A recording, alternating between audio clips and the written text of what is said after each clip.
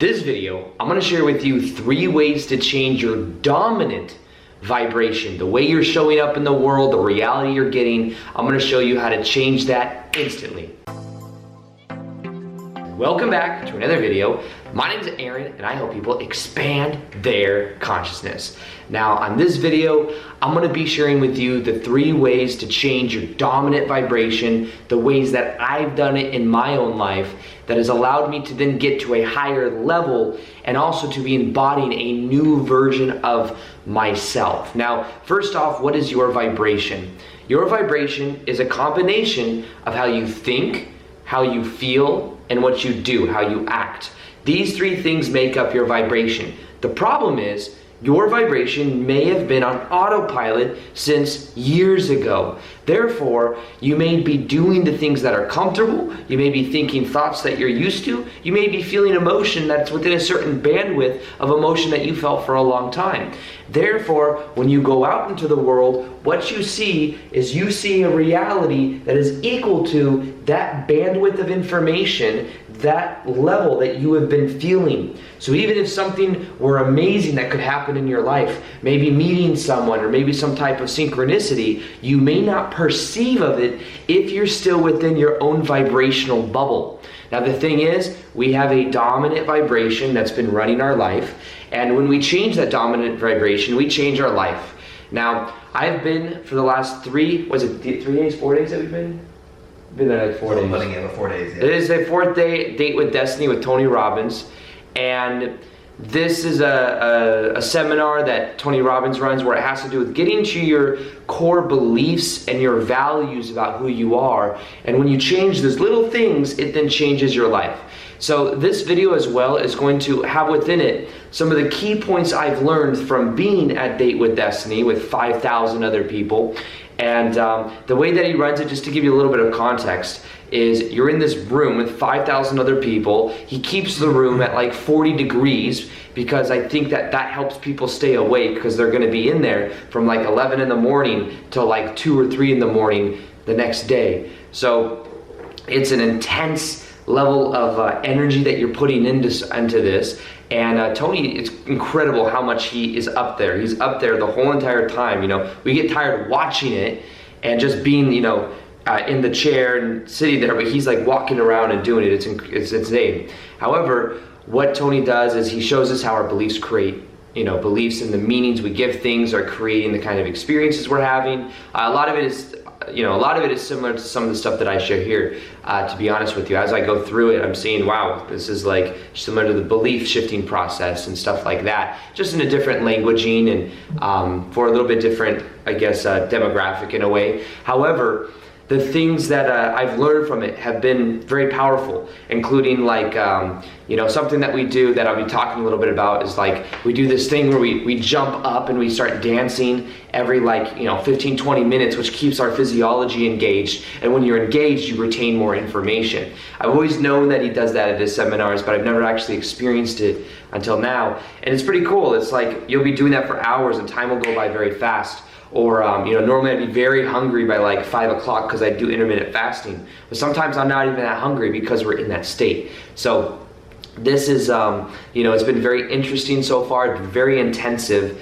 And I've seen him also work with a lot of different people in what are called interventions, where when he talks to them, they'll stand up, they'll be in front of 5,000 other people, and they'll be, you know, he'll be kind of like, in a way, pulling out and, you know, making people aware of their values, of their beliefs, of their rules that they need, that people have as to what it takes to be happy.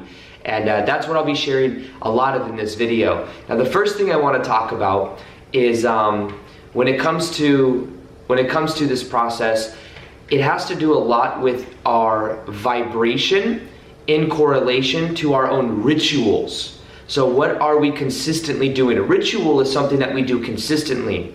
So something that Tony talks a lot about is something called incantations. So incantations are kind of like affirmations, but where you involve your physiology a lot more. So for example, Tony Robbins says that when he was first starting to become successful or wanted to become a speaker, he would have like a 90-minute drive from his house in California to his work and back and forth. And what he would do is he would say these incantations that had something to do with like, wealth is circulating through my body and I'm adding so much value to people and all of this stuff. And he would like do it with so much enthusiasm and so much energy that it would really spark him up. And what he would do is he would do these repetitive incantations for like 90 minutes, going from his house to there and from his work back to his house. And he did that for he's done that now for 50 years, however old he is, however long he's been doing it. I think he said 40 something years. He's been doing these same exact incantations before he even does seminars. It's wired it into his physiology. Now, one thing he had us do is come up with our new incantations that wire in a new identity. So wiring in your vibration and changing your dominant vibration is about understanding that what you consistently do over time changes you at your core. So one thing that I always do, like for example, one of my intentions since being at Date with Destiny has been, I want to be more grateful for what I already have, because I feel like since becoming and starting to become successful, I focus so much on the future sometimes that I feel like I miss out on some of the joy of life. Like I spent so much of my life trying to get to some end result rather than enjoying the process along the way. And I want to cultivate more gratefulness. So one of the things we did is we did like a lighter version of it, not necessarily like so many different words, but it's like, I am grateful, and it's like saying it with your physiology. And then my next one was, I am playful. Playful because I feel like the more successful I become, the more serious I become about my business. And where I used to have so much fun with everything I did, everything used to be so light, I feel like it's gained a certain level of heavierness at least. So being more playful. And it was funny because as we were doing, we were doing this exercise and the lights kind of went off and we were all like, you got 5,000 people screaming their incantations out, which are all different, but it's like, I am playful. And then it's like, as I started to say it, I would say it in more funny ways, like, I am playful, like a question mark, or I would say it in many different ways that would like almost elicit that playfulness. You know what I mean? And I could see how if I got up every day and I was to do that I am playfulness, that would loosen up my vibration over time. So the other one was about being courageous. That's just because I need to finally step into doing the live events. And that was something I had to push outside my comfort zone because I'm so used to making videos on YouTube. I'm so used to like doing social media stuff, but now getting in front of people, I know it's going to be like my main passion in life. I've known that since before I even got on YouTube, but there's been something that's been holding me back, and it may be some fear of the unknown. But now I know, that's what I need to do. That's what I'm going to do. However, I need, that courage. I'm wired in that courage. Now imagine an incantation doing it every single day, how that changes the physiology, how that changes the mindset, how that changes the image in my mind as I say it. So as I say I am playful, I think of myself as playful. As I see myself as grateful, I imagine myself like, feeling gratitude from my heart and like smiling and having like that lighter appreciation about myself. Or even I am courageous. I imagine myself on stage being that way. You see, so this is the first weird way that I would say that I go about changing my dominant vibration, and it was something I'm going to be implementing in my life that I've learned from this Date with the Destiny program that I've been a part of for the last 4 days. Now, the second one that I want to share with you has to do with identity. Now, this is a very powerful concept. How do you identify yourself? You've heard me share this before. I'm going to give you a different angle. Don't worry about it. So, when it comes to identity, if we identify with our thoughts and we think that we are our thoughts, that's when a lot of times we'll get trapped into a certain vibration. So for example, I've noticed, because I've studied NLP, how Tony uses NLP with people that are thinking about committing suicide. So what he does is he goes to them, he starts talking to them, and normally people that are in that state, what happens is their blueprint for the world, the rules they have in the world for who they are and how life should be, their blueprint is not matching their expectations of how they thought things should be. Or they're many times holding, like there was one guy yesterday that he did like where he asks people if they're suicidal and they stand up, and then he interventions with a couple of them. And you're able to see that a lot of them have these crazy rules as to where they should be in life or what they should or shouldn't have done. And some of them don't forgive themselves for things and of the past. And he shows them that you have this belief. You have this thought that says this. And he asked everyone in the room, how many of you have had suicidal thoughts in the past? And almost everyone rose their hand. Everyone's thought about it. The difference is some people think about it and then the thought goes away, and some people think about it and then identify with those thoughts. You see, so the repetition of thinking of it ends up many times causing it to then identify with it. Once you identify with it, you then think that you have these suicidal thoughts and you're suicidal. And then you even say it, I'm suicidal. Or you say like, everyone has depressive thoughts sometimes, at some point in their life, but are you a depressed person? That's the identity. No. You see that it's when you learn to not identify with your thoughts, not identify with your beliefs, with these rules that you have as to what it takes. One other thing that somebody else that was in the suicidal state had is they had a high level of significance. Her dad always told this younger lady that she was amazing and so special. But what that ended up doing is it ended up kind of messing her up, because then she expected herself to be this very special, significant person in life, and at her rules as to what it takes to be significant, she didn't see herself as significant. She thought that meant she had to be some movie star or some like high level, billionaire or something, like millionaire or something like that. And what Tony then showed her is she is already successful and significant, just not within the, but the rules that she had made it impossible for that. But she was somebody that like started an orphanage and had actually helped save people's lives at committing, kids' lives at committing suicide. She like talked to them, and she was like leading this orphanage that she became a part of when she was like 19 years old or something like that. And she couldn't see how significant, how in a way special she was, and how she's changed and helped people, saved people's lives. But into the rules in her mind, she wasn't able to see that at the time, and now she sees that, and it changed the whole entire meaning for herself. But the thing that I noticed Tony does is when he talks to them, he gets them to then at the end realize that that's who they were, right? He's like, so that person you were, which isn't who you are anymore, tell me like why you're not that person anymore. And then the person's like, well, I'm not that person anymore because I've realized that I don't have those thoughts, and those thoughts may come up, but blah, blah, blah. And what he does is he frames it using NLP so that they don't think that's who they are anymore.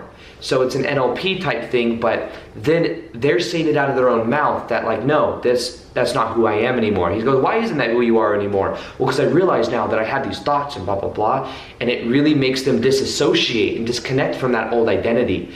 And once they can see that old identity for what it is, they no longer identify with it anymore. And then they've shifted their dominant vibration, the way they think, feel, and act, the way they identify themselves. If you change your identity, you change your life. So that is the second part to this process. You can apply it so many different ways. I, in a way, took on the identity of becoming a full-time YouTuber. I let go of the identity of being, a victim of my past with my ex-stepmom and all that. And by having that, in a way, understanding, it made things so much easier. Now, the third part of changing your dominant vibration is being aware of the rules you have. These are important because we have these values.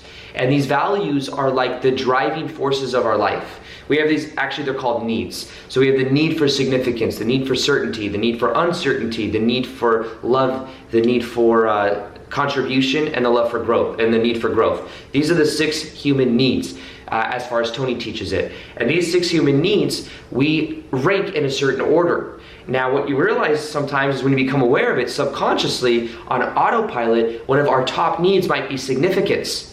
And if it's significance, then we're always looking for approval. We always look for people to see the value in us. We might think we have to do things to get it, instead of having like something like contribution, which is like adding value, which like fuels your spirit, or having love as your primary, which means you're going to feel more love and it's going to drive your life in a different way.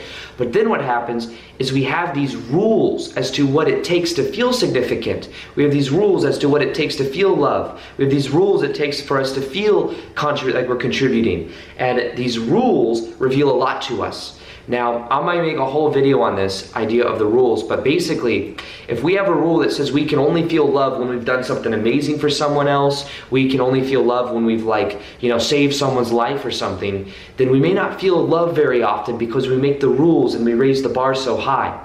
But what if you gave yourself the rule that you just show up today, you get up in the morning and you put your hands over your heart for a couple minutes and then you can feel love? You see, when you change your rules about it, you then allow more in. And think about it, everything you want to manifest in your life, anything you want to create in your life, why do you want it? You want it because of the emotion it will bring you. So what if you could just give yourself the rule that you can feel that emotion easier? So what does it take for me to feel love? Well, it could be just me focusing on someone I love and feeling that love within my heart. Or it could be that I have to fly and meet them right now and talk to them and hug them, and then I can feel love, even though I'm traveling the world right now. You see, what are your rules? And when you get rid of some of your rules, you can then be happier. You can then feel more of that emotion. So become aware of your rules as to what it takes for you to feel happy. Become aware of the identity you have. And when you change that identity, you change your life. One of the most powerful meditations I have is a self-image meditation. I'll link it in the cards right here, and I'll link it in the top of the description box below. Listen to it for 21 days. It will change your life. It will change your self-image. When you wire in your new identity, it changes absolutely everything. And then the other thing is change your rituals. Do something like incantations and watch how that changes your life. So with that being said, I hope you enjoyed this video. Listen to this meditation and watch how your life changes. And as always, peace, much love, and namaste.